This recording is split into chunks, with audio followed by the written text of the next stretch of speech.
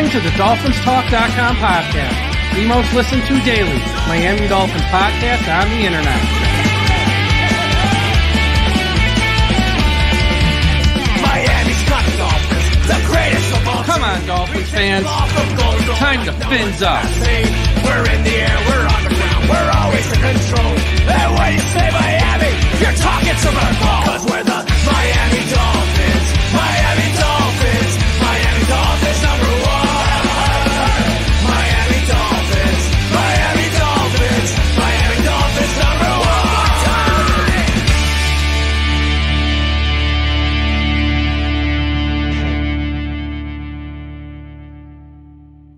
Good evening, Miami Dolphins fans. How are you today? And thank you for listening to the Dolphins Talk Matchup Show here at DolphinsTalk.com. I'm your host, Michael Leva, joined as I am each and every Thursday by Robert Burns. Robert, how are you this week? I'm rested, Mike. I'm rested after a week of no Dolphins, loss, controversy, doctors, all that stuff to have to talk about. Not that I enjoy having a week off from you and talking about this, but I feel like in the past 5 weeks, I needed a week off from you and talking about this because it was becoming too much. And I'm glad that there is light at the end of the tunnel. We don't know when the tunnel will end, and that tunnel is Tua's return. But I'm glad there's light there, and we can hopefully look forward to some sort of normalcy from what we were expecting in the beginning of the year. Well, you know, as they always say, how can you miss me if I won't go away? So You'll go never, away for a week. Never. And you'll be here next week. We're back. And you will be here in my hood next week. I will be flying down to lovely South Florida later next week to be in town for a whole weekend of festivities and events. And, of course, the Dolphins versus the Arizona Cardinals. But before we get to this week's game with the Colts and everything we have to talk about with this week's game, a quick word from our sponsor. The DolphinsTalk.com podcast network is sponsored by Caneswear. Caneswear is the place to go for officially licensed apparel for the Miami Dolphins, Miami Heat, the Hurricanes, Florida Panthers, and all of the professional and college teams in South Florida. Looking for the latest jersey, a birthday gift, or the newest hat to hit the market of your favorite South Florida team? Check out Caneswear for their overwhelming selection of sports apparel. Located at 2655 South University Drive, Davie, Florida, Caneswear has it all. Not in South Florida? No worries. Visit Caneswear.com to shop their inventory from the comfort of your home, and they'll ship it to you. International fans, too. Caneswear.com is the spot that Miami fans shop. That's Caneswear.com. Caneswear.com. And I'll be at Caneswear next week, too. That's for dang sure. Visiting those guys, grabbing some great merchandise there. No Miami Dolphins game last week to talk about. So I guess let's get into the news this week. First, we'll start with some Indianapolis Colts news. Jonathan Taylor, their superstar running back, was not seen in practice today. High ankle sprain, didn't play last week. I guess he spoke to the media today at some point and said, that's a 4 to 6 week injury, and this is only week 3. So I don't think he's going to play this week, but it's kind of still up in the air with Jonathan Taylor. Javon Holland has his hand wrapped. He's been participating in practice on a limited basis this week. It really comes down to Sunday if he wants to play or not. And I shouldn't even say wants to play, if he feels like he should play. Again, he is in a contract year. If he doesn't want to play, I totally understand it. He has to look out for himself and his future earnings. But I'm sure if he can play through it and play at a competent level, I would think he would, to help out this team who needs all the help he can get right now because they are down a lot of players. Emmanuel Ogbah, one more than I'm about to go. Emmanuel Ogbah is trending towards playing with a bicep injury. Robert, anything with those 3 players? The Javon Holland thing. I can understand, especially if the injury is more serious than we think it is. But if he's walking around not even with a club on his hand, and it's more so a brace, then I don't think it is. But I can understand him wanting to be cautious, like you mentioned, contract year. But the knock on Javon Holland for the past couple of seasons has been what? That he has been injured more so than he has been playing. While he plays at a high level, he is usually injured, not hurt, injured and not playing. So that's the knock on him. And I don't know if you want to keep that stigma going into a contract. You still have a highlight reel. You still have plenty of reputation out there. But if the knock is still going to be that you are always injured, unavailable, then that can go against you in a contract year. Unless you're Tua Tagovailoa, then you get $220-something million. Yeah, that's a different story for a That's a completely different story at that point. Also, Cam Smith, I think either Friday or Saturday will come off IR and be on the roster. Now, how much will he play if he is active? I have no idea. But we might see Cam Smith this week finally on the field at cornerback, not running down punts, although they probably need some help with him running down punts and playing special teams. All the special teams help we can get, all right? Take whoever's out there. Yeah. Anybody that wants to make a tackle, make a play, snap a ball, kick a ball, whatever you want to do, we'll take warm bodies out there. Yeah, so we might see Cam Smith removed from IR. Usually they make that announcement either Friday or Saturday. I think Saturday most days. So just something to keep an eye on there, as he should be active. Okay, let's get into these head-to-head matchups. Quarterbacks, the Colts are going to go with Anthony Richardson from all reports, who, second-year player, but he's missed a lot of games. So it's second-year player who's only played in probably less than 10 games total. I don't have the exact number in front of me. And, of course, we know Tyler Huntley gets the bye week to help learn this offense a little more. Was he good versus the Patriots? No. Was he as bad as he was versus the Titans? No. But I still wouldn't say it was good. But now he gets some extra time to work with some players and learn the offense. So Richardson, Huntley, Robert Burns, what say you? Who has the edge? It's Anthony Richardson. He is clearly the more talented player. I mean, Huntley's fine, but again, he's a few weeks into the offense. Every week, we're gradually hoping that he grasps the concept of the offense and the plays a little better. And I think that we will see that, more this year, or more this week, rather. But Richardson, I think he's on week 8. If I'm looking back, last year played 4 games, and this year played 4 games, not even through them all. So he's played in 8 NFL games, but the prospect with Anthony Richardson is he is a talent that you can't ignore. He can slip out of the pocket. He can also take the ball and hurl it 65, 70 yards. We've seen it. We've seen the highlight plays. He'll also, like Josh Allen last year, will make some bonehead throws.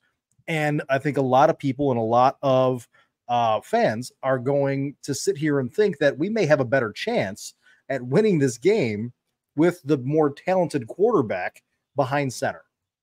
And I don't disagree with that. Because Anthony Richardson, like I said, he may keep you in the game. And this might be a game where Miami needs to be kept in to be able to steal one. This is not a game where they are supposed to win. I don't feel that Miami is supposed to win that game. But this is a game where if you keep them in long enough, they may surprise you. And I don't think that Joe Flacco offers enough of the negative plays to warrant that type of optimism. Whereas Anthony Richardson, maybe the defense can get to him. Maybe they can rattle him. Maybe they can get some pressure, make him some bad throws. If you don't have Jonathan Taylor and the rest of his receiving core is a little banged up, and we'll talk about that, then where's he going to go? And that may be the advantage you have. So I would actually prefer them, as most people do, to play Anthony. But I think if Joe Flacco's in the game, it could be like, it could be like in Tennessee where the backup hurts you more than having the starter. I agree. If we are playing Joe Flacco this week, there's no way we win this game. And that's not saying a lot about Joe Flacco, just that he's not going to make mistakes. And at least with Anthony Richardson, you have hope he might make a few mistakes. So the fact it's Richardson, yes, he has the edge over Huntley, but I like Miami's chances better with Richardson out there. Running back, again, let's assume no Jonathan Taylor. Yeah. Trey Sermon is their next in line. They signed Salvon Ahmed, but he's on the practice squad. And then you got Miami's. They're going to have all 3 They're back. Healthy backed up. Yeah. Raheem Mostert, Achane, and Jalen Wright. And Mostert looked really good 2 weeks ago. The running game looked really good. Mike, I obviously don't, try and steal a lot of your predictions before we get to this show. So I want to know, what's your thought on 41 rushing attempts last week? From the man who says that Mike McDaniel is never going to change his philosophy. Well, I don't want to say most. I would say a good chunk of them came in the fourth quarter. So the fact it took him 3 years, 4 games, and 3 quarters to finally realize he had to do this, I'm not going to give him credit. But I'm glad he stuck with it when he realized it's working, and it did bring home a victory. But here's the thing. do you trust him to do it again? Or is he going to be the guy that goes, Tyler Huntley now knows the offense? Oh, Let's yeah. go, Tyler. Extra week now. Yeah. No, the guy now is masterful. You got extra time. Hill Water. Would you come on? We're paying these guys. But no, it was nice to see once. I like to see it more than once. Yeah. Yeah. No, I think this is the week to do it because Miami has the better rushing attack. Even if Jonathan Taylor in there, Jonathan Taylor is the better back of the group of all of them, both teams. Jonathan Taylor is the best back. We can agree with that. I lobbied an offseason or two ago for Miami to go get him and make him the starting back before the Raheem Mostert and all this stuff, but never happened. So Jonathan Taylor not being there, Miami has the more talented backfield. They should run the ball and lean on that because, spoiler alert for everybody else out there, the Colts defensive line and their running stop rate is not very good. So Miami can run the ball on them. And so I think that Miami has the clear edge in this, but if Taylor were to play, I don't see him playing. I see him making sure that he is healthy for a run. If they can get into that 6th, 7th playoff spot, which they are currently in Indianapolis, then I think he holds out this week. So I see Miami as the better group overall. Yep, I agree. Wide receivers and tight ends. Jonnu Smith versus the Patriots had like 5. He caught like a bunch of passes, actually. I think he had like 5 or 6 receptions. So they actually used Jonnu Smith. Obviously, we know Hill and Waddle.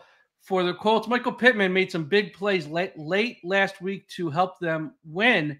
But it was thought he was going to go on IR prior to that game. He didn't go on IR, made some big plays to help him win.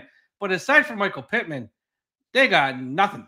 No, their wide receiver core is banged up. Extremely. And so that's where I think you have a chance to get to Anthony Richardson and make him make some mistakes. Jonnu Smith, 5 receptions, 8 targets, 62 yards, no touchdowns against the New England Patriots.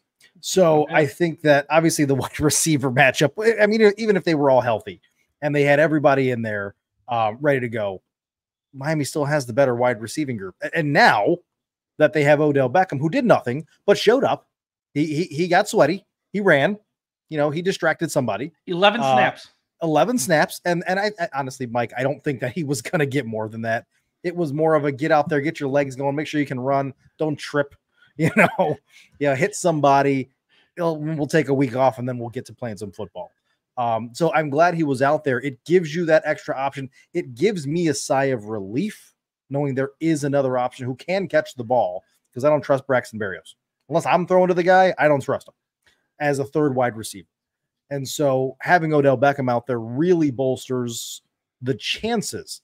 Now the receivers have to get the separation. They have to catch the balls. Then they have to run with said balls in hand. And that's going to be the next challenge for them to do. And Tyreek keeps saying fundamentals.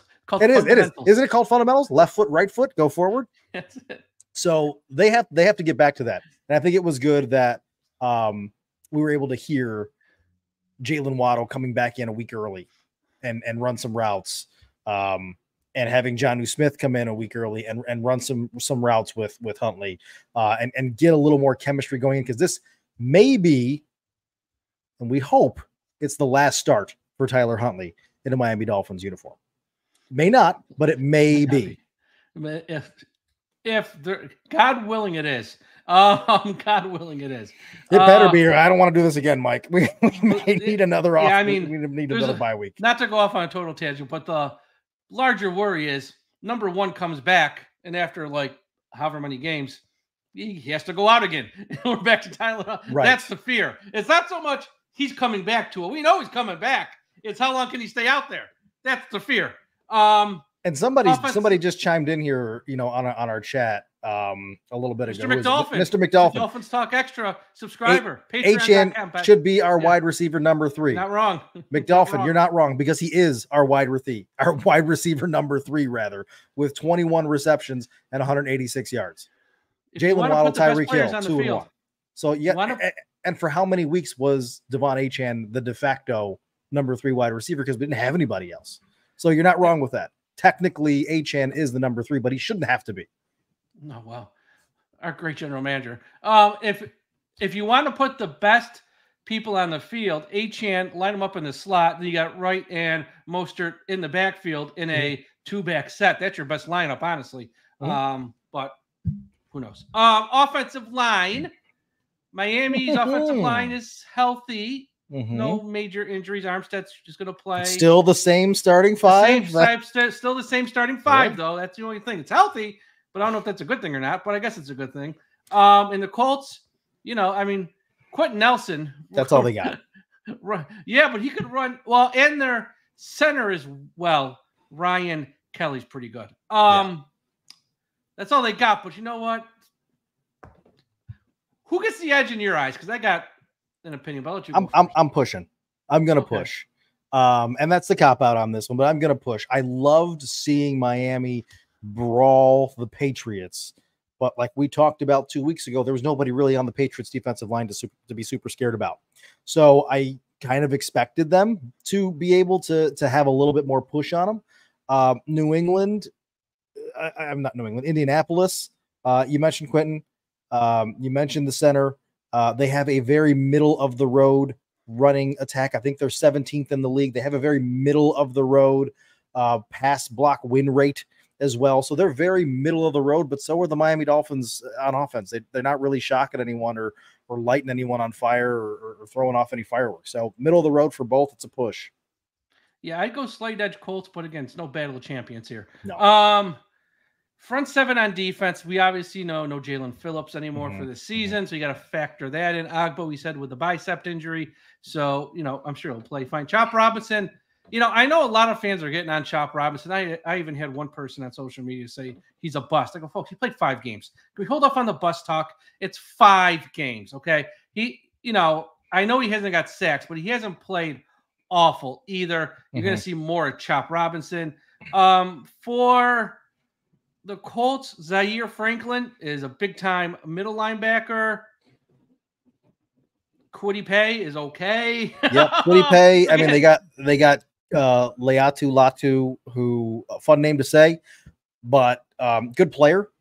Not Pro Bowl, not gonna throw you off of everything. I think that they are like their offensive line in Indianapolis. They're okay. Miami's defensive line. Now, someone here in our chat, I think it was on YouTube, saying that, or Twitter, Olive Grove John, some saying trade Agba. I don't think that you that's should. A weird rumor that's been out there. Yeah, that's a weird rumor, and I think NFL.com started it. Yeah, maybe November 5th if we're out of it. Yeah, or go for a trade, but not today. It makes no sense today. No, it doesn't make any sense to do it right now. Maybe you wait and see when Bradley Chubb will come back and see how that plays out. See how Chop Robinson can fill out again in game 5, 6, 7, 8, and maybe he gets a sack. Too, yeah. He's got a hell of a rush rate. He's got a hell of a pass rusher rate, and so you see how that goes. So that's not anything that I think is going to happen at all right now. And Miami's defensive line, I mean, they get gashed, and I think 8 you yards can't to have carry last game. Yeah, they get gashed. And if not for the damn secondary, they'd be horrible in defense. But they're able to bend and not break so much. And I think the defense has been what's been keeping Miami in the games for as long as they have been to this point. So I give the edge to Miami on this one.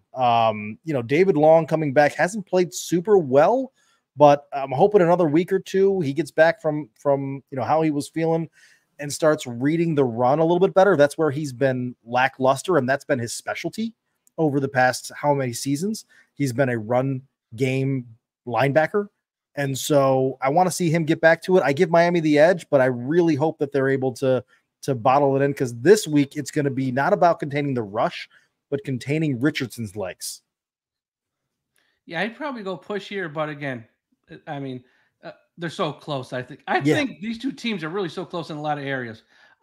Secondary, like we said, Cam Smith should be back. Don't know if that's going to make an impact or not, honestly, but it's just one more body. Colts, really, Julian Blackmon's okay. Yeah. Kenny Moore is okay. I'd probably go slate edge Miami, but again, not by much. Yeah, I go to Miami. I mean, in the secondary, they are top 3 now? I think they moved up in the top 3. Yeah, but they played also pass one defense. less game than a lot of those teams. Those numbers are real skewed. Numbers That's are true. And they play Jacoby Brissett. So that kind of helps you with your statistics. Doesn't hurt. It does not hurt at all. So I lean towards Miami. Again, they have everyone there who is supposed to be there. The bodies are there. You may not want Jordan Poyer there with his shin injury, but he is going to be there. Javon Holland, banged up with his hand. He is going to be there, though. You're not looking at May and who's the other one? I'm off the top of my head. I'm blanking out. Who's the backup safety here? Elijah Campbell.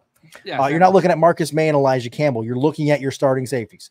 You're looking at your starting cornerbacks in both Kendall Fuller, Jalen Ramsey, Kader Kohu, Storm Duck.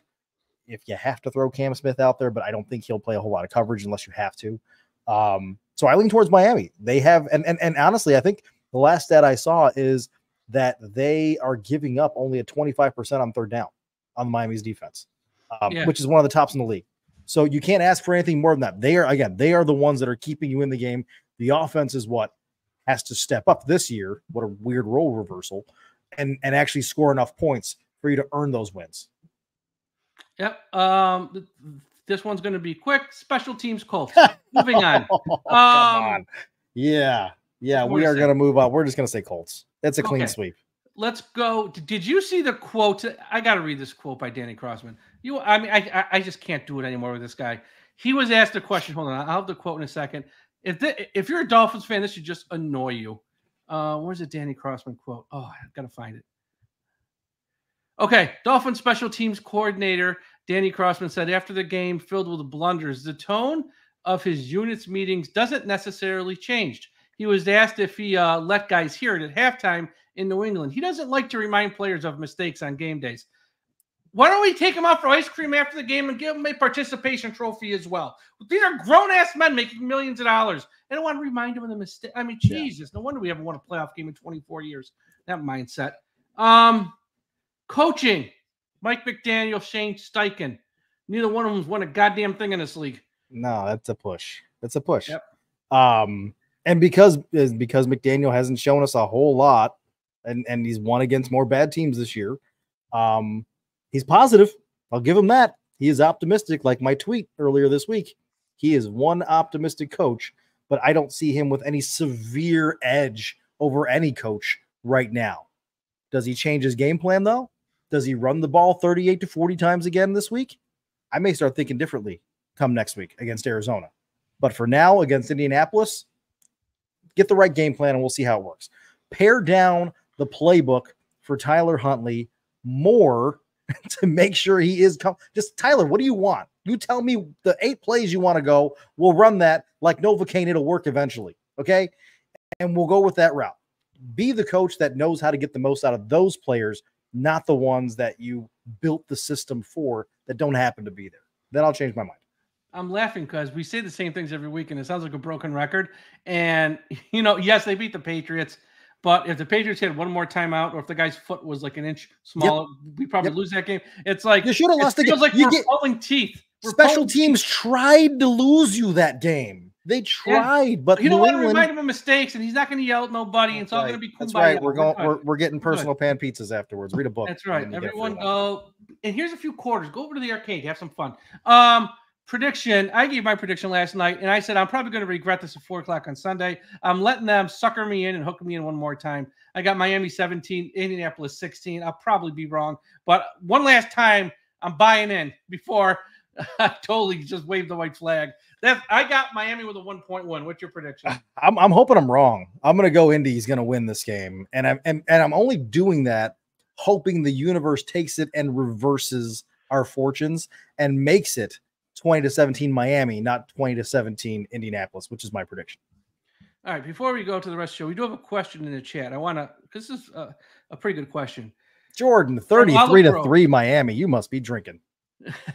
Do you guys agree there isn't a single trade that can save the season? We have to ride this out. Yes, there's not a single trade that can save the season outside of getting Pat Mahomes, which we know is not going to happen. Mm-hmm. I would say this, though. Win this week and beat Arizona. If you want to make a trade for someone like Hassan Reddick, I'm all for it. Because this is the Jets will never give Miami Hassan Reddick. Yes, they will. They don't care about that. We traded Devontae Parker to the Patriots.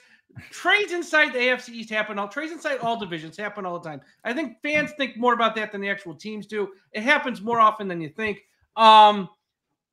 If you give them the best offer, they'll absolutely take it. Sure. But I think something like that, maybe not him per se, but someone who's on the block of that caliber. Because remember, this was Chris Grier tried to trade for Matthew Judon in August. Again, with the Patriots, Atlanta just came in with a higher offer, or else he'd be here. And that's when he had Jaelan Phillips already off IR, and he figured Chubb would come back at some point. Now he lost Jaelan Phillips. Chubb, we're probably a month away. If he's sitting 4-3 or something, I could see Chris Grier making a move of that nature. Now, it's not going to save the season. I'm not saying that, but could he become a buyer at the trade? Absolutely. I think he could absolutely become a buyer. Now, if they lose the next two, I think he's going to sell off what he can for pieces, as he should.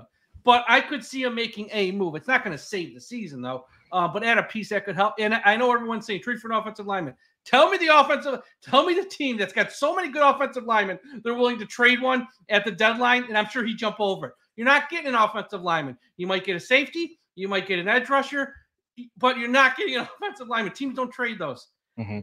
Yeah, no, I don't. I mean, I think you're right. If they can put together a couple of wins, you will see Miami buy a little bit more with some of the capital that they have. But I think if all things start to go down, they lose to Indy, they lose to Arizona, and at that point, you're done. Then it's over. Then you fire sale, you get what you can, and you start to, get other pieces, recoup some of that salary so you can try and be somewhat competitive in the offseason.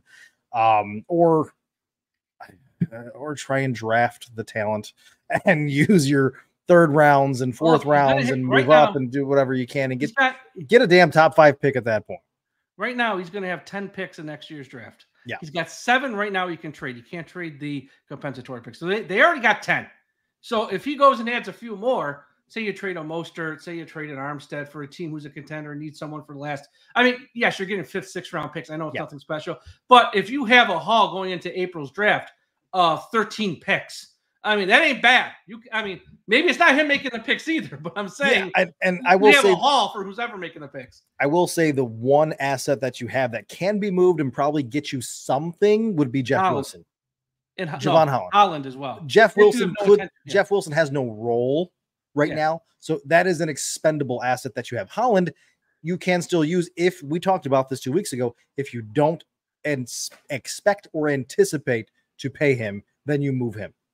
Then you let him play with his broken hand, get a couple more plays, drive the value up, and then ship him out of town, send him to Oakland or wherever you want him to send him to. So, quick reminder at this part of the show, please check out finheaven.com. Everyone go to finheaven.com, largest Miami Dolphins message board on the internet. Also, a shout out to our friends at the I Am a Miami Dolphins fan Facebook page run by the great Carlos Hernandez. If you're on Facebook, please be sure you are part of the I Am a Miami Dolphins fan Facebook page.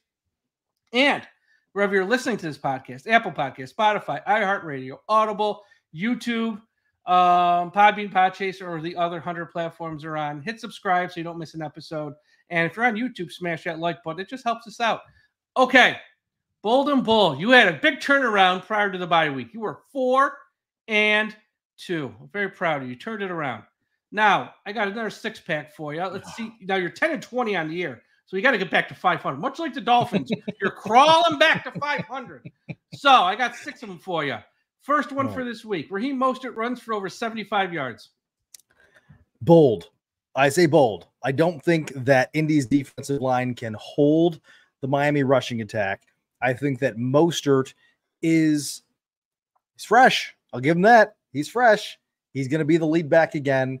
I don't think that they want to rush Devon Achane back out there fresh off a concussion as being the heavy load that he was handling a few weeks prior. So I think Raheem gets the lion's share of the carries. I think you see Jalen Wright, but I think that with some big rushes out there and maybe the majority of them come in the fourth quarter again, I'll be okay with that. I think he gets a 70. Tyler Huntley throws for 1 or more touchdowns. I don't think it's going to be a lot of scoring, so I'm setting the bar as low as I can. 1 or more touchdowns. No, he had 1 touchdown versus the Patriots. Yeah. He was rushing. Yeah.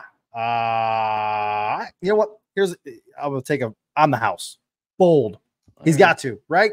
Extra 2 weeks in there. He's the quarterback of now, and he's got chemistry. Might even beat a Waddle. All right, I haven't seen a good Waddle since last year, by the way. We haven't seen. I'm itching. Not his fault, but he really hasn't No. had a lot of chances.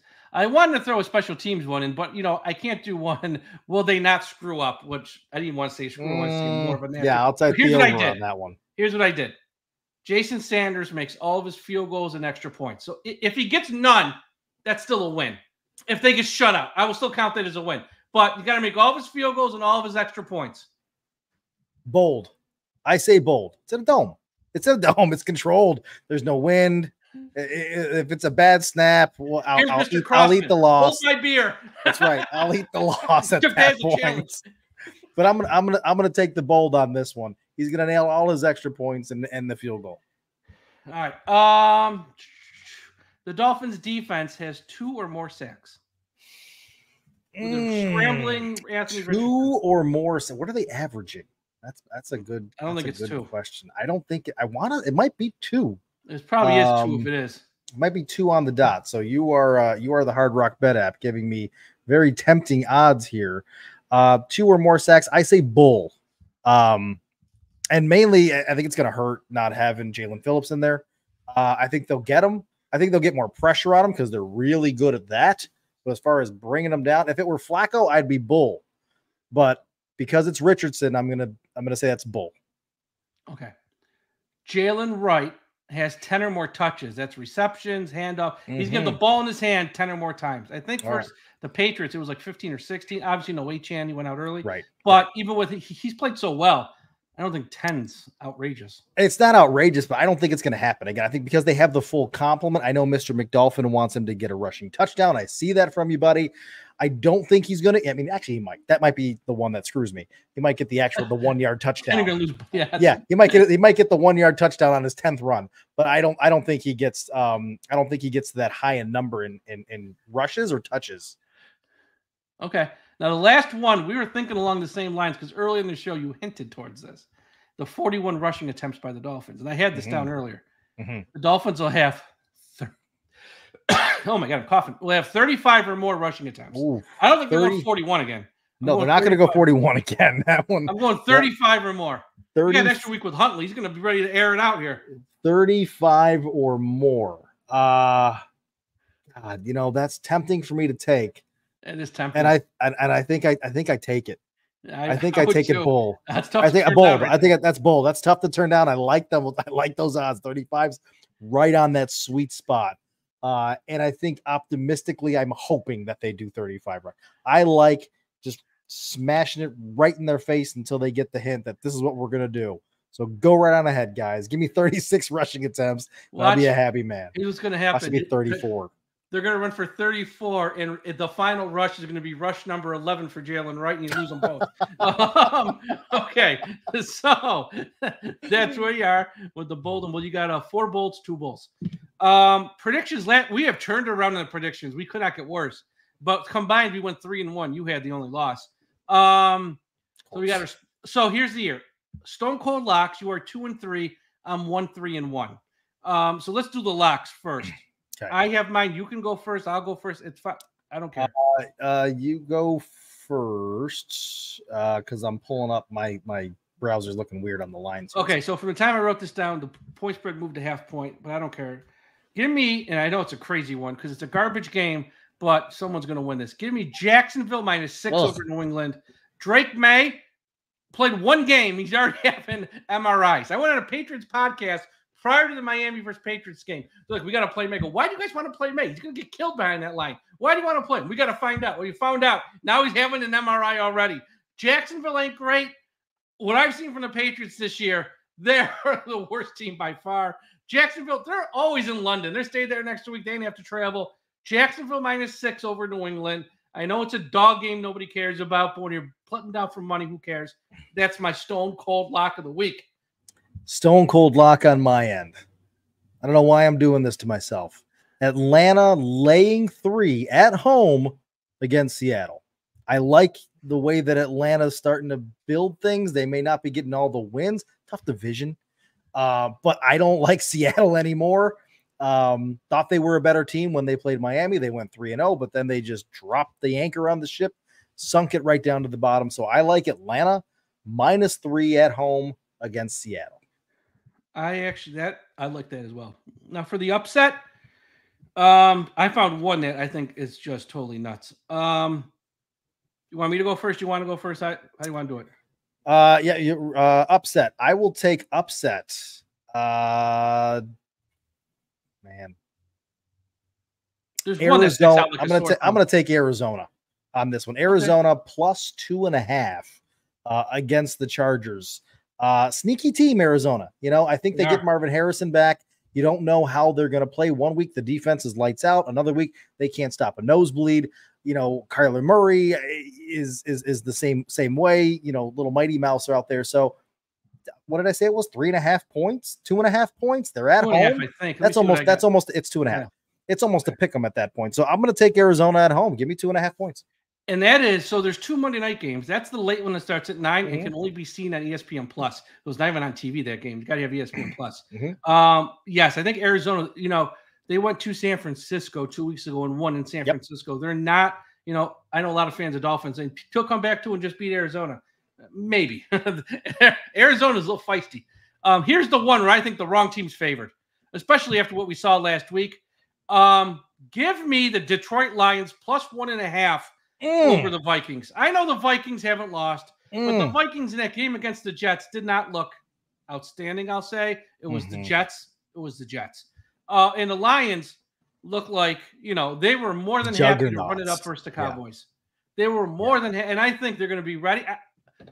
I never thought I'd live today to say this. I think the Lions are the best team in the NFL. I think the Lions are the best team in the NFL. And today on the radio, I heard Chris Christie ripping Dan Campbell for running it up versus the Cowboys. When you hear politicians, when politicians talking about the Lions being too good, that's when you know hell's frozen over. Warranted, especially when it makes Jerry Jones want to fire his own radio hosts. I love every second of that beatdown. I love every second of that beatdown. I think here's the thing: if there's a team out there that's going to trade for Hassan Reddick, it's going to be Detroit. They should. That don't mean they will. That's going to be the team that's going. I mean, they are laying everything out to win it this year. This is what they got. They built it ready to roll, and I think that's the pick. I love Detroit. I'm also liking Minnesota because of the quarterback turnaround. I don't know why. He's not seeing ghosts anymore. And it also makes the Jets feel like garbage, knowing that the girlfriend you dumped is now the prom queen. Yeah, Sam Darnold, he's a guy I've wanted Miami to get to be the number 2 for a couple years because he went to San Francisco, same type of offense as Miami. You know, he didn't play much, but he that's a system that would work for him, which is our system. And of course, we don't spend money on quarterbacks, let alone one who's got like a little bit of a name, who might, you know, be a little bit of a threat to our number 1. But no, I mean, and I think they said he's not eligible to win comeback player of the year. The NFL, that's so much. No, that's stupid. Let him play. Let him win. He's the comeback player of the year because he was a first-round pick who was exiled from the Panthers to San Francisco to this. He bounced around the league, exiled out of the league essentially. And then he gets he wasn't even going to start this year. J.J. McCarthy was. And then he finally gets a chance, and he's 5-0 tearing up the league. Sam Darnold, I'm not saying he should win it. It's just, what? And Joe Flacco wins it playing 6 games. Exactly. This guy should be at least in the running. We'll see how the rest of the year goes. But, yeah. But I just think wrong team's favored there. I think the Lions are just light years better than the Minnesota Vikings. And the fact that they pissed off Chris Christie just makes my day. Okay. So, everyone, thank you for listening. Be sure to follow Robert Burns on Twitter at Robert Burns TV. Follow myself at Dolphins Talk. Check out the website, dolphinstalk.com. Next week, not sure what day we're going to be live because, yes, I will be in South Florida hanging out with Robert and others. If anyone else is going to be down in South Florida, let me know. We can have a beer or something. So check us out there, and we'll talk to you again after a while. And Robert, don't forget, we still must put an end to highway profanity.